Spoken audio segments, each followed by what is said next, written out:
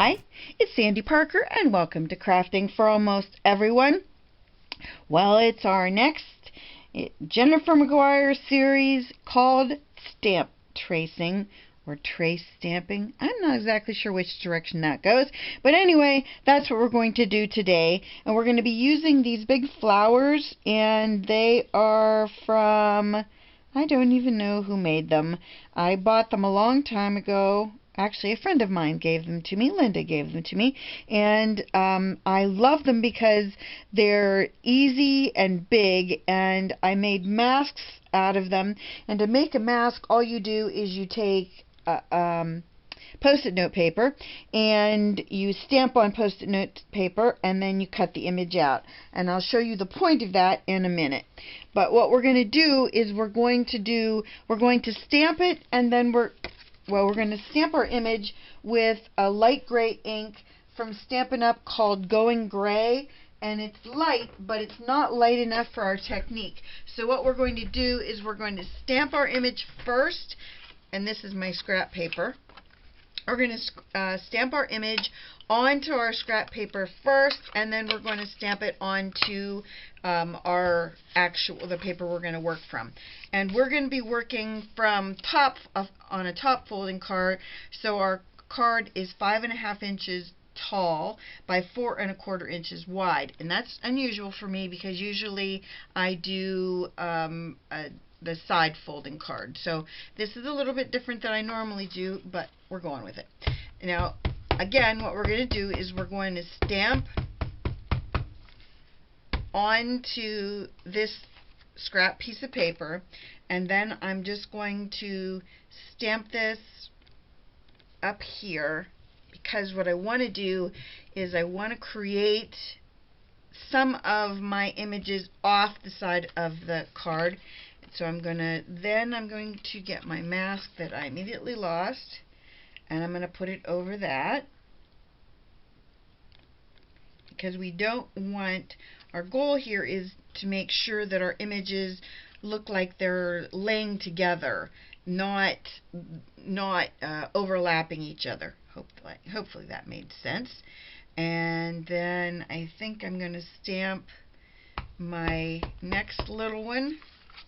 Here's my scrap paper. We're going to stamp it there.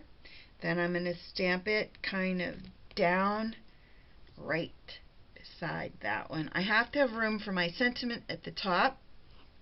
Woo! No problem, you can't see it. Perfect. Then we're going to put our mask over that piece. And then we're going to stamp our biggest image, which is this one. And again, stamping off onto our scrap. Oh, and then I stamped again. I don't know what I'm doing here.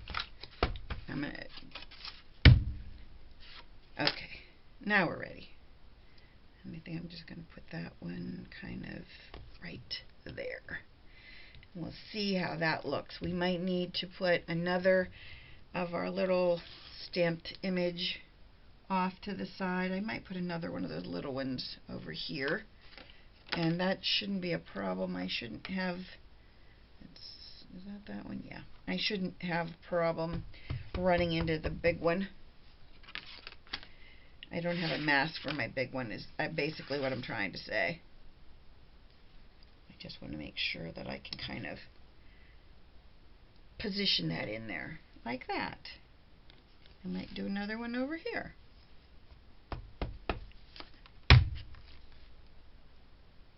Right there. Okay. I think we should have room. There's a little dirt up there, but I think we should have room at the top for our sentiment. So that's all the stamping we need to do. Now, the point of stamp tracing is exactly that. You're going to be tracing your stamped images with pens. When Jennifer made her cards, using the stamp tracing technique, she used glitter pens and gel pens.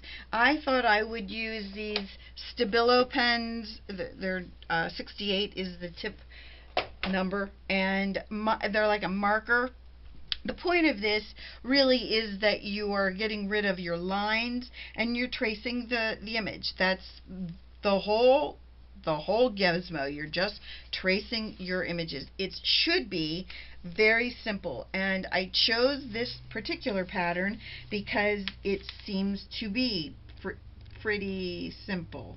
All I'm doing is tracing lines, right? And hopefully I can do that.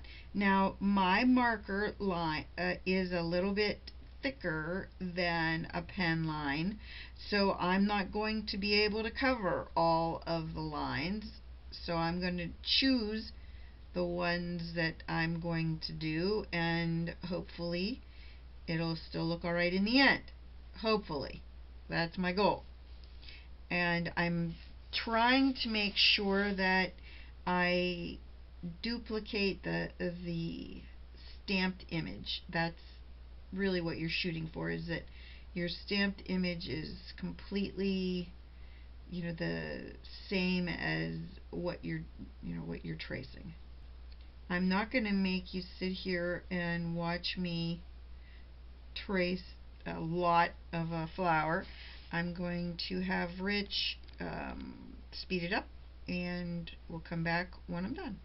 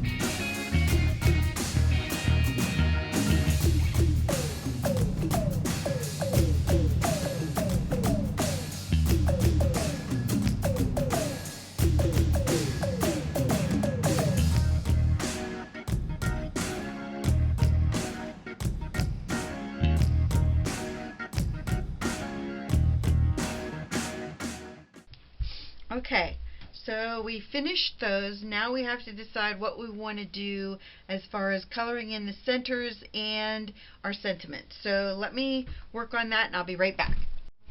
So I decided it might be fun to heat emboss some of the flowers, and so I'm going to show you how I'm doing that. But first I'm going to put my sentiment on, and it says "You're simply the best." And I'm just going to use these embossing markers that are from Marvy, and hopefully I'll be able to get a good enough image from them. If not, I'll just fake it, right? These should stay wet longer than normal markers because they are specifically for embossing. I'm going to open that back up and slide it under there.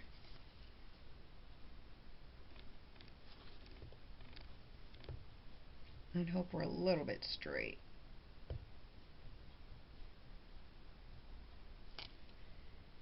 Okay, well it didn't completely get all the letters, but that's okay, because what we can do is we'll just go over it with our orange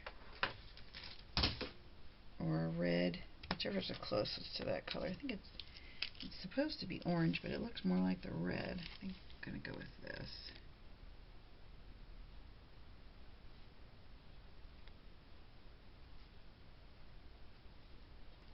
Let's see if the embossing powder sticks to it. If it doesn't, Wanda, plan, I don't know, C, D, E, whatever. It's stuck on part of it, of course not all of it. Put a little bit, and then we'll heat that and see how it works. Okay, here's our next plan. What we're going to do is we're going to take our, what I did was I used the orange marker and I went around the outside of that, and it's a lot darker than the orange from the original markers from the Stabilo set. Sorry, this is from these Marvy. These are the embossing markers, and they are a lot wetter, and the orange was a lot darker. So I'm hoping the red isn't darker, which is good. It's just about the same red, surprisingly enough. It's a little bit darker, but not noticeably. And so I'm just going to go around the edge of my flower, and then I'm going to go around the inside of the flowers with the clear marker, and then that way we'll be sure that the whole flower will be covered in embossing powder.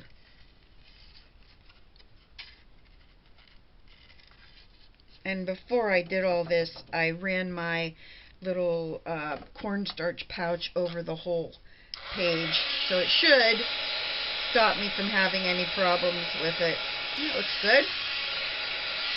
Now we'll just use the white on where the red lines are. We're going to use the clear, and that way we'll have embossing powder over the whole flower. Doesn't have to be perfect because these are clear. It's just going to highlight the lines.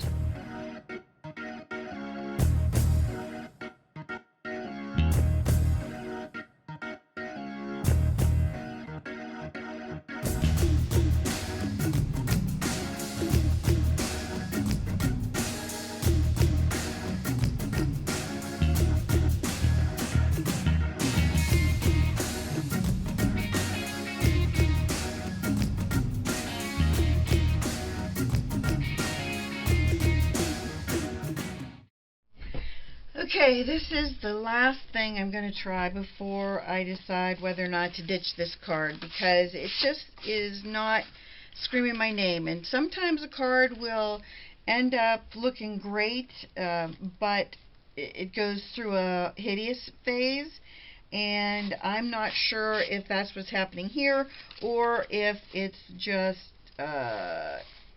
gonna always be hideous. So what my goal here is I'm gonna use my stencil, and I'm going to put some circles in different spots on this and make it so that, I don't know, so that it hopefully looks better than it does right now.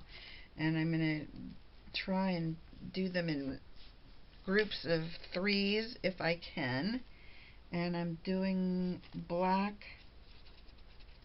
and the black embossing markers, and then I'm gonna do 3 and then use clear embossing powder and see how that looks. And then if it looks horrid, then I might just give up and wait and see. So far, not terrible. Let me do a few more, and then I'll make my final decision about whether or not I absolutely don't like it.